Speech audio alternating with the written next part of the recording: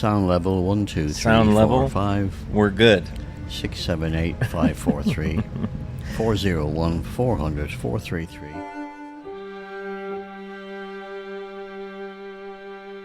I'm talking a wee Belfast accent. I swear like the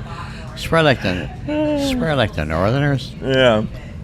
All right. Or I could swear like the Cork people do. Down in Cork, they talk like that, boy. No. Or real Dubliners talk like that. Right? Hey, Braden, listen to me.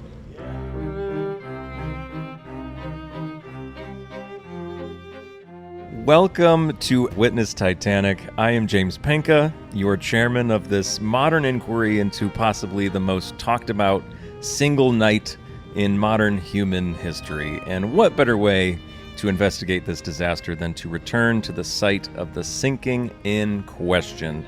As many of you know, I come to you now from the North Atlantic, just 2.5 miles above the Titanic wreck site, as Titanic Expedition 2024 is well underway. In fact, if you hear a hum in the background, there's nothing we can do about it. It's very annoying, but that sound is the sound of our ship's dynamic positioning, keeping our research vessel above Titanic's stern, because ROVs are imaging the wreck as we speak. And I say we because I'm not alone here. I am sitting in the lounge of the research vessel in front of a live feed of the ocean floor. But beside me is our witness for the week, Mr. Rory Golden. Applause is happening at home. You just can't hear it, Rory. Hooray, it's Rory. Rory, how are you this afternoon, I suppose? Well, it all depends which part of the world you're in. I feel like it's every part of the world the last few days. Yeah. With the sea conditions we've had, nobody's had a proper night's sleep. Yes, and I should just say for the 100th time how appreciative I am that you would do this, because I know we are all just wiped out on this expedition. Last time people were listening to this, I interviewed David Gallo. I think we were on our way here. I don't even think we had arrived at the site, so that was 7 years ago is what it feels like. So it took us 7 years to get here. Yeah, so I appreciate you doing I knew this. the boat was slow, but not that slow. Yeah, but we are sitting in comfy chairs in front of a big screen TV with a live feed of the ocean floor. The ROVs are doing some work around the stern. I would tell you to tell the people at home what we're looking at, but we're looking at a muddy seafloor and lots of few little small creatures of the deep going past the cameras there. Yeah. A few prawns and lots of these tadpole-like fish, of which there have been many. In fact, David Gallo mentioned that he had never seen so many like this before. Yeah. So, scientists are really interested in what's down here as well. Yeah. From a marine life perspective. But at the moment we're not seeing much in terms of Titanic. But we did saw, earlier. Yeah, we saw a propeller maybe an hour ago. Yeah. And there's going to be some wreckage popping up. So if something pops up on screen, we'll tell you what we're seeing. But the biggest reason I wanted to have you on as a guest is because you're a great interviewee. You're fun to talk to. But my podcast is called Witness Titanic, and I bring in a witness every week. Sometimes it's through the testimonies of 112 years ago. But you are the first person on this podcast, and probably, I don't know, you won't be the last, but it's hard to find these people. You are the first person on this podcast who was a literal witness to Titanic, because you have seen Titanic with your own two eyes. Is that not correct? That is correct. You've been on 3 dives to Titanic, and we would love to hear all about them.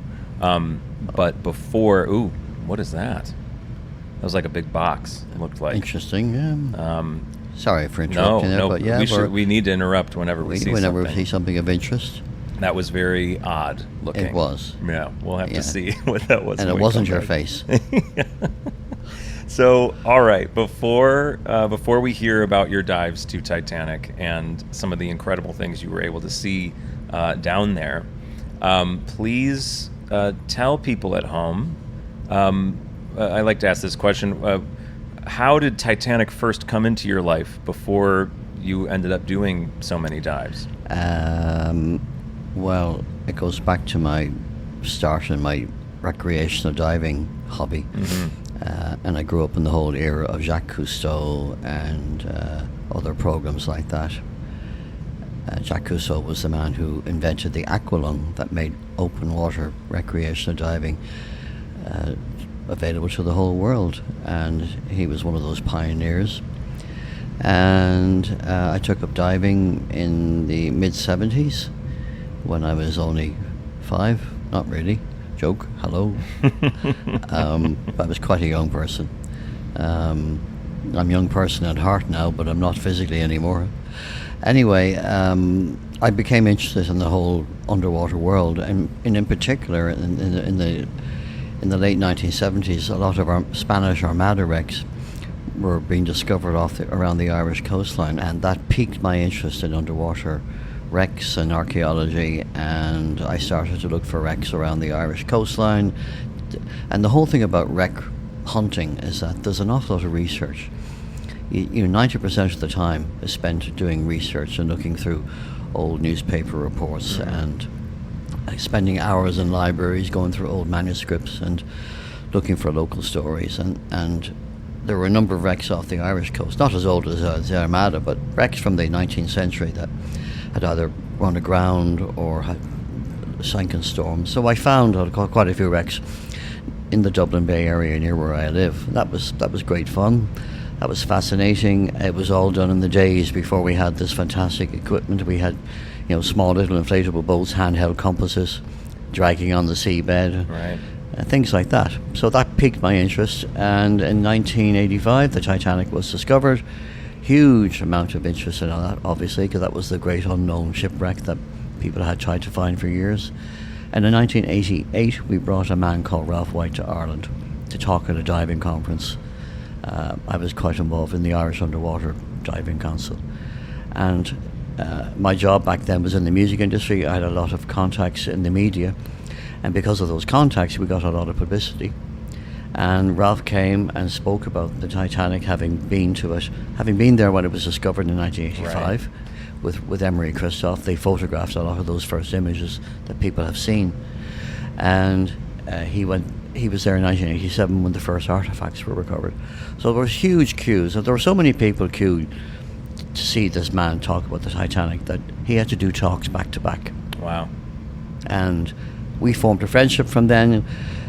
We brought him back to Ireland twice over the next 10 years after the IMAX movie was made, Titanica, with Stephen Lowe. The first time the Russian submersibles were used, which inspired James Cameron to use the Russian subs, one as a lighting platform and one to direct the filming. And in 1998, he came back to Ireland after the James Cameron movie again. And again, he was involved with Jim Cameron working on that. And he went on tour in Ireland. He did a few fee-paying gigs. Finally, because all these talks he'd done for nothing, we just covered his expenses because we weren't a professional organisation. And in 1999, my career in the music industry came to an end. I had seen it coming. I opened up a dive shop on an old ship, funnily enough, an old riveted ship in Dublin port. And the following year, Ralph contacted me to say they were going back to the Titanic and that I was going to be invited on the expedition. So there's a very long way of telling you how I got involved, and that started my deep ocean exploration. That's fascinating. And while you were talking, we should mention we passed a very large structure. I couldn't tell what it was. On the next pass over, we might go by it again. We'll see what that was. But yeah, so your first time aboard, your first expedition, you got to go down to Titanic in a submersible. Yeah. How was that? Like, what?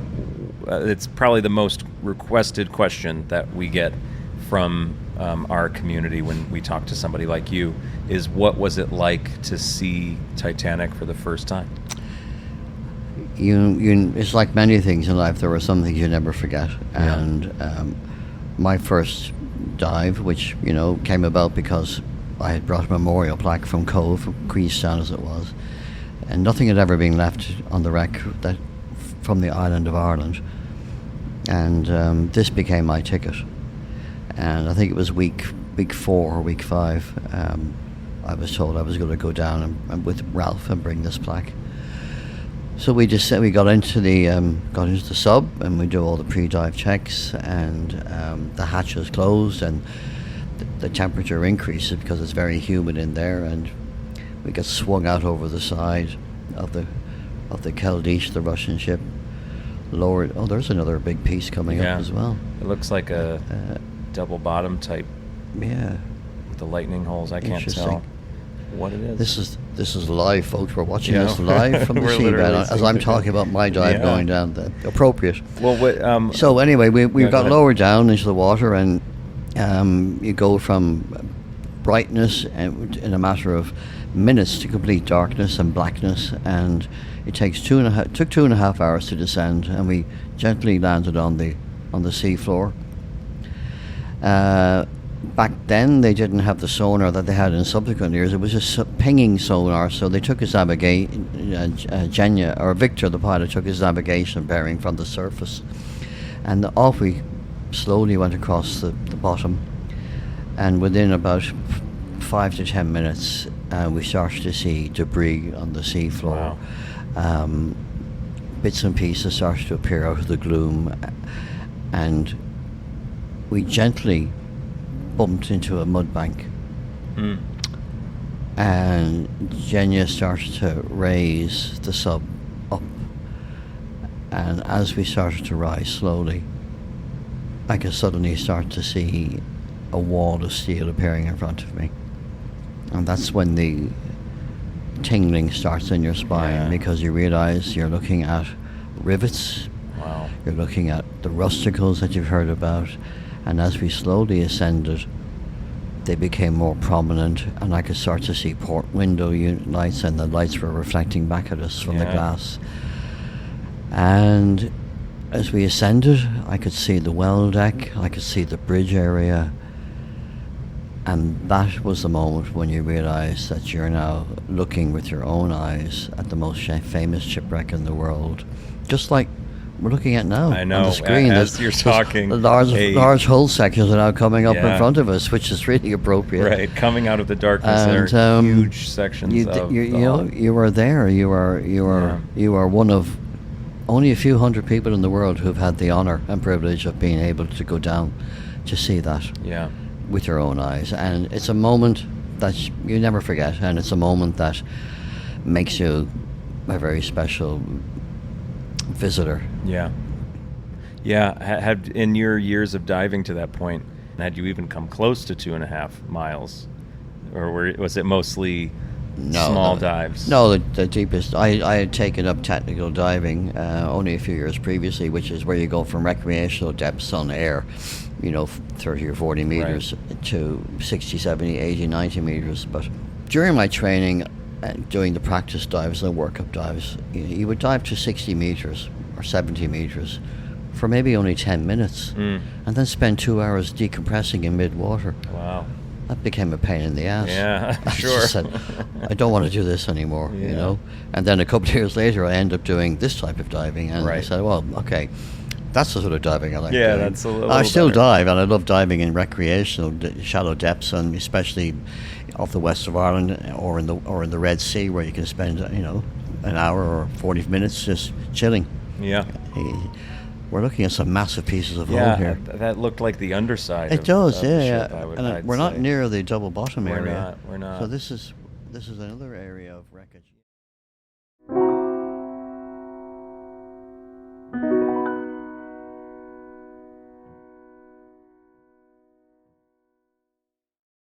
My first dive in 2000, we spent a long time around the bow section, and that's on that dive is where literally in the last 15 minutes I could see a semicircular shape. Oh right, this is your big story. I said to Ralph, do you see what I see? And he said, yeah, I think we've just redeemed ourselves, because up to then we hadn't found anything of significance. I mean, we were tasked to go spend time on the just below the B deck and look for the brass builder's plate. Right.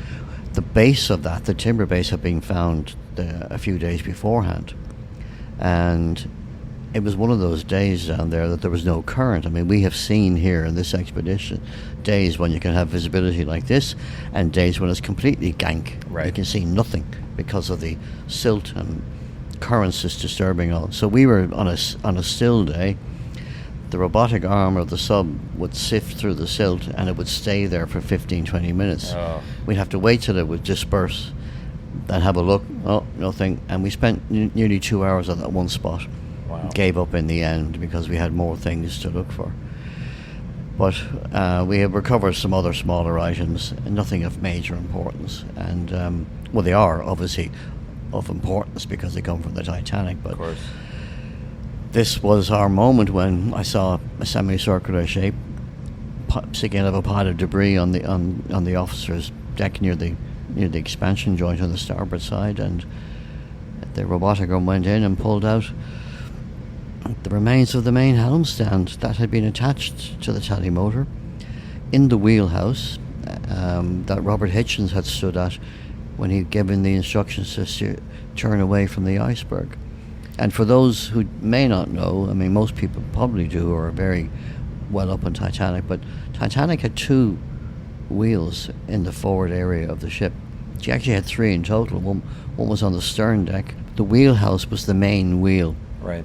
that drove the ship and steered it. And that was the main helm stand. And when we got back to the surface with it, I was the first person to handle that wheel.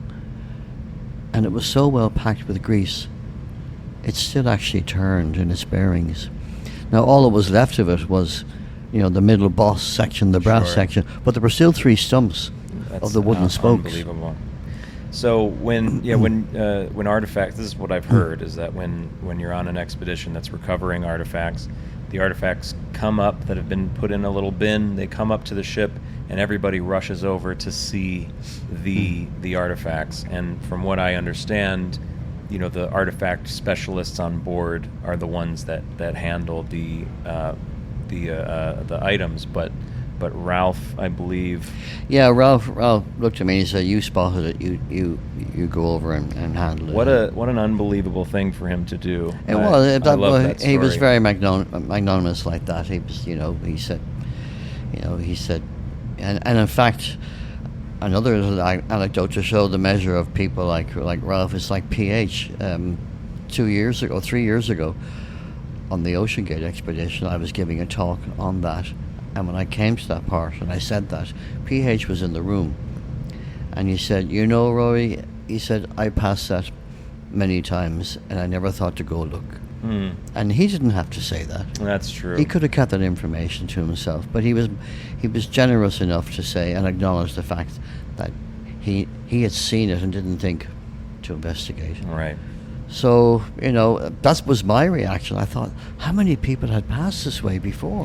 Well, what's wild is what year was the helm stand? What year was that? 2000. So what's wild is I believe one of my researchers at Titanic Honor and Glory pointed this out. The helm stand that you saw, that semicircular shape, is in the 1997 James Cameron film.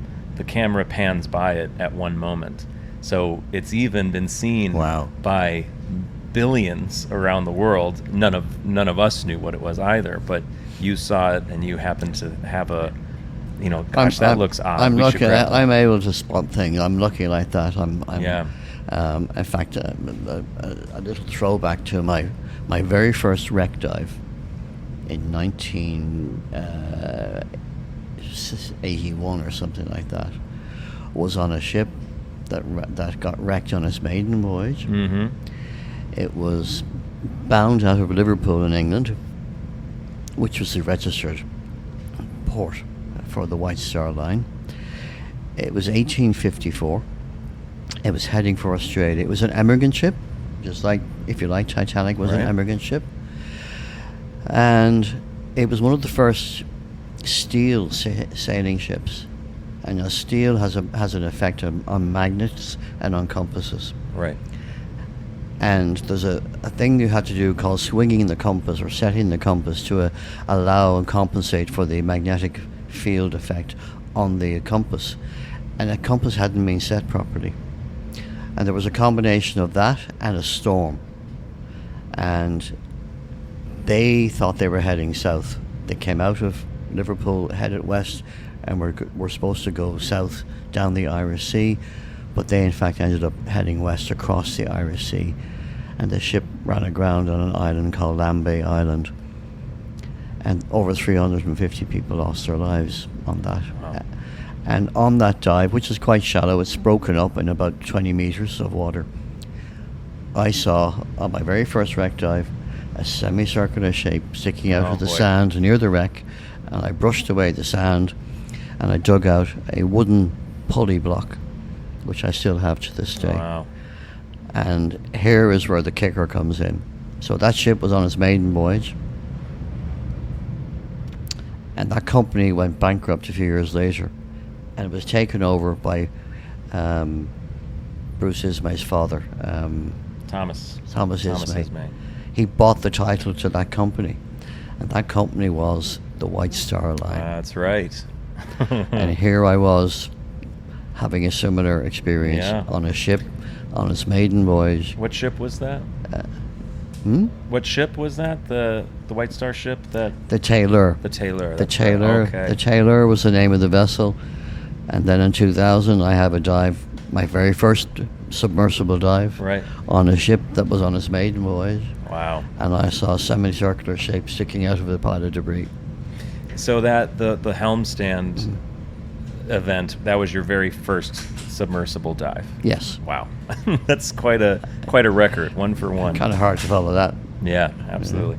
But you did follow it. You've been down to Titanic 2 more times. Yeah. And you don't have to go in detail about both, but... well, the second one was on a documentary with BBC Northern Ireland, where we brought memorial plaques from Belfast, from Harland and Wolff, and from Belfast City Council. And the Belfast City Council was an inscription that's on the monument outside Belfast City Council to the memory of all those people from Belfast who died on the ship.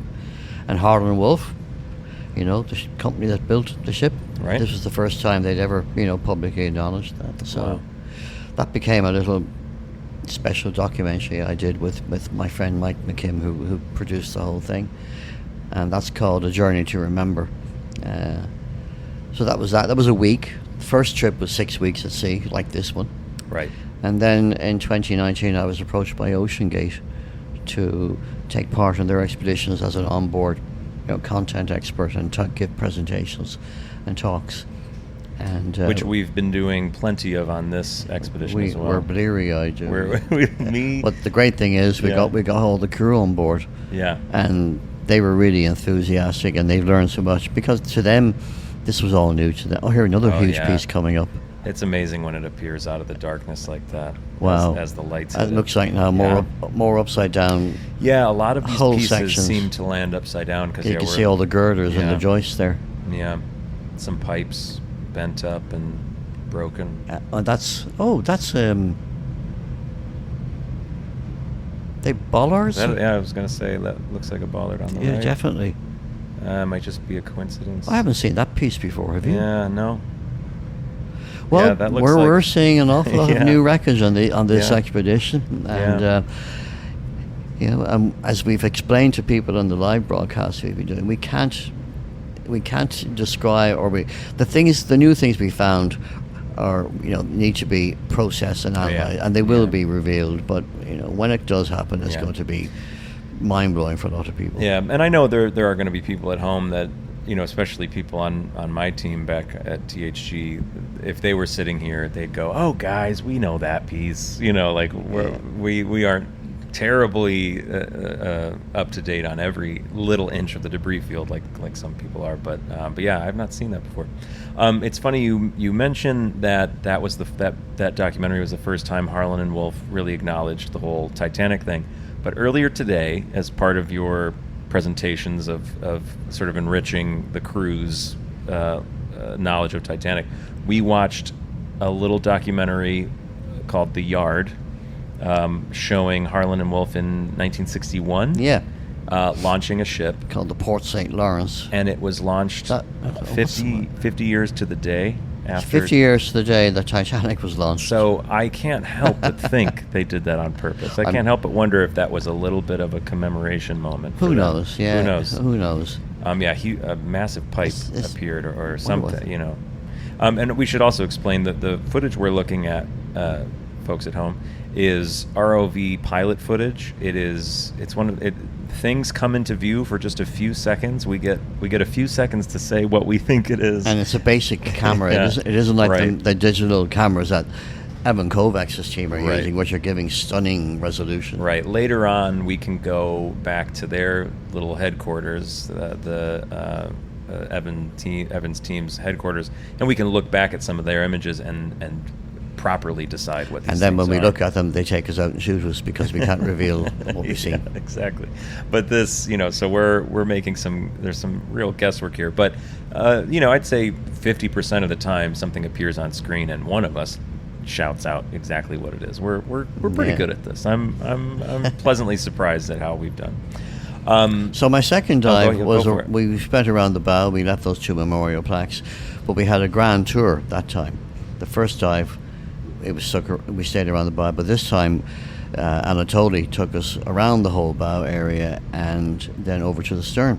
So Okay. I saw the engines that time and a lot of the stern wreckage. Not a lot of people get to do that. But, Most people go down and they see the bow, and that's what they see. So That's it. you got to see something We a little got more special. a whole tour, and we had a little incident, which is funny now looking back. But we were traveling along the promenade deck, and the next thing that Anatoly starts muttering to himself, and he starts sweating. Now we're in freezing conditions in Yeah. the sub, and the next thing we suddenly realize we're dropping slowly down the side of the decks. Mm-hmm. And Mike looked at me and I looked at him, then we both shrugged our shoulders and said, what's going on? And Mike said to Anatoly, is there a problem, Anatoly? And the Russians always on these expeditions, everything is net problem, no problem, no Mhm. problem. Anatoly came back with, possibly. Which is not what you want to hear at the bottom of the Atlantic Ocean. Not at all. So Mike looked at me and said, in his Belfast accent, "Oh my God, Rory." Actually, he always says, I never said "oh my God" because he said he's agnostic. But anyway, I go. He says, "Rory, we're falling to the bottom of the Atlantic Ocean." I went, "Mike, we are at the bottom of the Atlantic Ocean." Anyway, Anatoly went, "Oh," and he had knocked over a switch accidentally with my his gosh. knee, which powered up the. And next to me, we're off, and we were grand then, But Yeah. Well, yeah. Those are one small. of those moments you just go to yourself, well, there's nothing I can do here, Yeah. But one of those.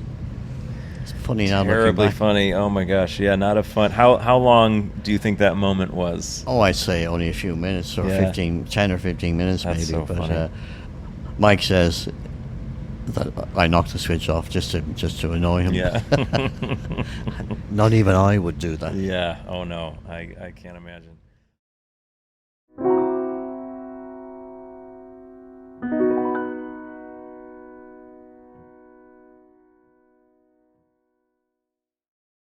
All right, so we've covered your dives to Titanic, but you were here on this expedition. This expedition has we're a month in, pretty much, not quite a month, of three and a half weeks or so. It's been trying. It's been exhausting in good ways and bad ways. It's That's the nature of that's the nature of it, expeditions. yeah. I mean, there's no such thing as a 9 to 5 when you're at sea. right. I mean, the ROV crews work regular 12-hour shifts. They have to be highly organized and structured like that. They need their rest. But people like you and I, we're on call all the time in reality, because things change, things come up on screens, and we have to adapt. And that's what we've been doing. Yeah, it's one of those things where you don't really have a day off, And we should say the guys who pilot the ROVs, all the people collecting the data, they are working crazy hours. I mean, some of them are just getting no sleep at all. Yeah, I mean, the ROV pilots, for example, they are 12 hours on, 12 hours off. So they sit down at noon and they go until midnight, and that's not something most people do. But then the data collecting people from all the various companies on board, from they're 3D and CI, they're up all night and hardly get any sleep. Analyzing, yeah. Yeah, it's really something. So we have it probably the easiest, But even we aren't getting much sleep because it's either we're doing a midnight talk, like we started doing midnight for the midnight crew people to switch over. Yeah, we did a bunch of talks at noon, and the shift, the guys on the night shift, they were like, well, what about us? So we started doing midnight talks. Sometimes we're up late watching this TV, just keeping an eye out for stuff. And then sometimes the seas are just so rough, you don't really sleep at all. It's just hard to get any deep sleep. Now, if you're like my cabin, it's right over the bow thruster. When that kicks in to keep the ship in position, it's a huge rumbling noise and vibration. So, and as I say, we were saying, what were the things we like looking forward to when we get home? Right. A bed that doesn't move. That doesn't rumble in a quiet room. Absolutely. Yeah. My room is right behind the bow thrusters. It's not terrible to sleep in, but taking a shower, I'm not joking. I have put earplugs in. You've got a shower in your cabin? Well, next to, I got a bathroom. They only gave me a bucket of water. No, we all have showers. I'm making a complaint. Schwest will be mad if we say that you were given a bucket. No, okay, it was 2 buckets. Yeah, 2 buckets. All right, that's better. One for clean, one for dirty. No, when I take a shower, I have to put in earplugs because it's just this constant. No. You put in earplugs because your singing is so bad, even you can't stand it when you're singing in the shower. I know that. We should say so. I guess I never said what your title is here. Obviously, you're on board because of your experience, your historic knowledge, but you were also given the official role of Chief Morale Officer. Of course, it doesn't say that today on this badge. Your badge currently says Chief Ironic Officer. Well, one has to vary the role. Yeah. And you've also had a patch that said Chief Immoral Officer. Chief Immoral Officer. I'm sure you probably have one that says Chief Moronic Officer. That would be a good one. Yeah, and every expedition needs the Irish. Yeah. Oh, yeah, every expedition. And then, of course, how is the crack? Yeah.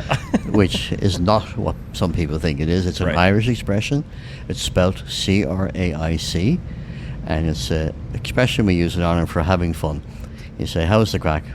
There you go. Now we're learning even Now we're more. learning international symbolisms of the way we speak, divided by a common language. That's right. So overall, as we come to the close of our lovely episode with Rory Golden, as we now approach another piece of tubular wreckage, that looks like. Did we see this last week? Big pipe. I mean, there's a lot of. There's a big flange at the end of it. Yeah, and it looks like an oil spill almost. So, who knows if this is what we're seeing? I'd say it's from the engine room area. Yeah, that is the largest. It's like one of the large feeder. It could have been for transferring water from the steam engines. Sure. Yeah. Look, there's another flange. Yeah, and they're all joined there. Multiple pieces. That's very intact, actually. Yeah. And there's a huge flange at the edge of it coming up. Oh yeah. Look at that. Wow. That's. All right, we have to go back to the books and look at that one. Yeah. Try to figure out. That's really interesting. That's a very fascinating piece. We've seen a lot of pipes and some that big, but that flange that on must the be end is that must be at least 20 foot long. Yeah, that's very unique. We'll have to keep an eye out for that. So it's a very small screen. Yeah, true. As we come to the close of, we're all, almost done here. I don't want to go. We could stay. I mean, especially if we see more stuff. It's fun to talk about what we're seeing. And I'm sure everybody at home. More wreckage coming into view. Yeah. Big piece. Let's see what this is. That's another very big piece. Yeah.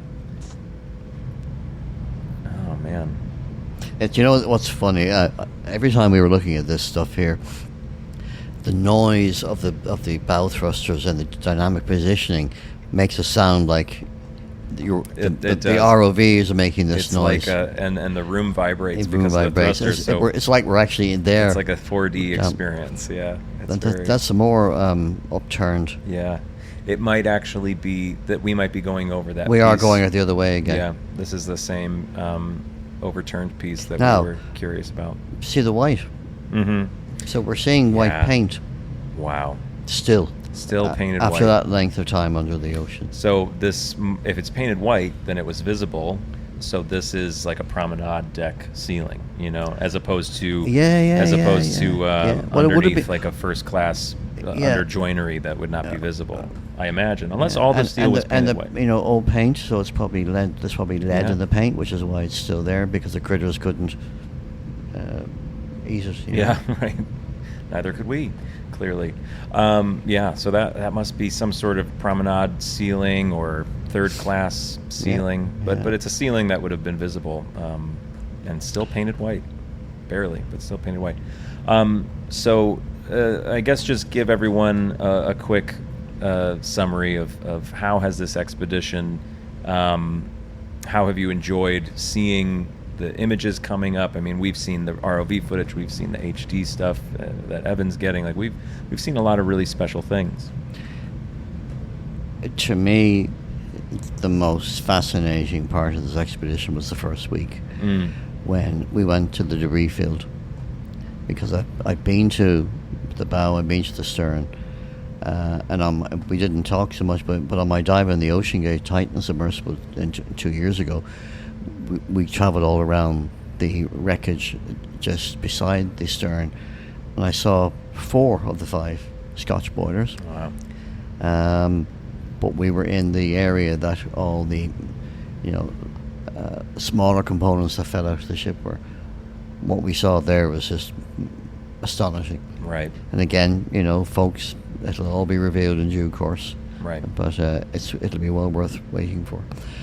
And it's been great fun with the crew. Everybody here on board has been so helpful, friendly. We've all had our laughs. I don't think I've seen anybody getting angry once. There's been frustration. No. And frustration simply because of equipment breaking down. But that's what happens at sea. There's another large piece with lot of white on it. Yeah, lots of, we've had weather issues and weather stuff. issues. So That always happens. I mean, I was showing the guys sheets I have from Ralph White's collection of stuff going back to the 1980s. Every expedition lost 3 or 4 days or 4 or 5 days. Right. On the 2000 expedition, we had to run away for 3 days because of storms. Yeah. It happens all the time. I mean, and we've seen the conditions going from flat cam to massive waves within 36 hours, and then back to look at today again. Yeah. Yeah. When we're back in lovely the water. conditions, and that is the North Atlantic. Yeah. And there's a hurricane on its way up to us. Yeah, I heard about that. So we need to get. So luckily we'll be on the way home by the time it gets here. Yeah, we need to wrap this up, I guess, before we get hit by a hurricane. And then last thing, I wouldn't want to have this episode with you without mentioning that a big part of this expedition, yes, we've been having a wonderful time with the crew. They've just been so great, wanting to learn more about Titanic. It's been so wonderful. We've had a lot of laughs, but it's also been an emotional trip. This whole expedition feels like one long memorial for P.H. Nargeolet, your friend, and the friend of many on board. We had a memorial for him when we arrived. We placed the plaque down for him as well. So all around, a lot of emotion as well. Yeah, I mean, for me, it brought closure for what happened. I was here last year when the Titan implosion took place, and we lost Stockton Rush, Hamish Harding, Suleiman Dawood, and Sadala Dawood, his father, and it brought closure for me, and me representing all those people who were with me this time last year. And I've been in touch with them, and as I said in an interview with the BBC, we formed a special bond as a result of what happened that week. And we brought peace to this place, I hope. And what we did was the right thing. Yeah, it was lovely to be a part of. I will say when I heard about everything that last year, I was at sea as well. I was working on my cruise ship job, and I heard about what happened. And because I had met you the year before, my very first thought was, "How's Rory doing?" And I was lucky enough to hear through a friend who must have known someone on board who said that you were all right, and you were the only person I knew on the ship. Right. So at least I knew, okay, well, this a guy I had a conversation with last Yeah. year, he's okay.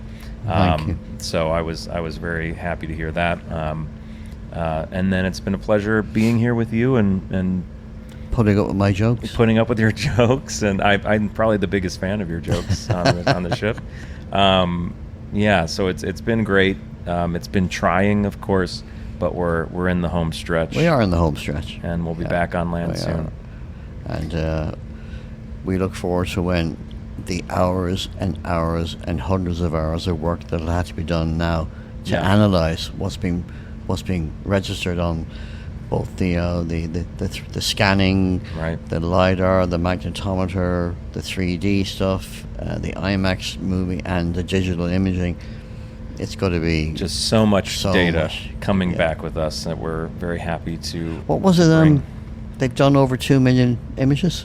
Yeah, I think we've I mean, passed that's or we're about to incredible. pass 2 million images. Yeah, I mean, an unbelievable amount of footage and whatnot coming back.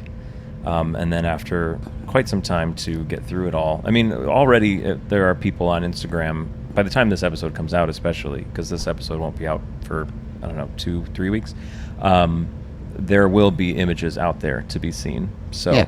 so take a look around RMS Titanic Incorporated sites and pages, whatnot. I'm sure there's something And to be everybody seen out there, keep exploring, keep asking questions, educate other people, bring on a new generation to inspire the whole world of underwater, whether it's science or archaeology, or just for the fun of it. You know, we are planet Earth, but we should be called planet Water. Mm-hmm. Absolutely. Well, as more wreckage appears in front of us, let's say goodbye. Rory, again, thank you so much for doing Goodbye, this. I know- Rory. That's right. Folks, thanks for listening. This is our second episode of 3 that I'm going to be doing from the Could from be your the last if I have my way. expedition. So keep an eye out next week, a week from today, and then we'll be back on land and we'll get back to survivor testimony. I want to get some second-class passengers, some third-class passengers. Here's the other Here's the- side of the that large flange flange. Yeah, that's very cool. Gosh, I need to know what that is. Fascinating. All right, we'll do some research on that. But yes, I want to get to some passengers' testimonials and keep these episodes coming. So that's it for this week. Thank you for listening to Witness Titanic. This is Rory. I'm your chairman, James Penca. I'm your chairman, James Penca. We'll see you next time. I'm only Rory. Bye.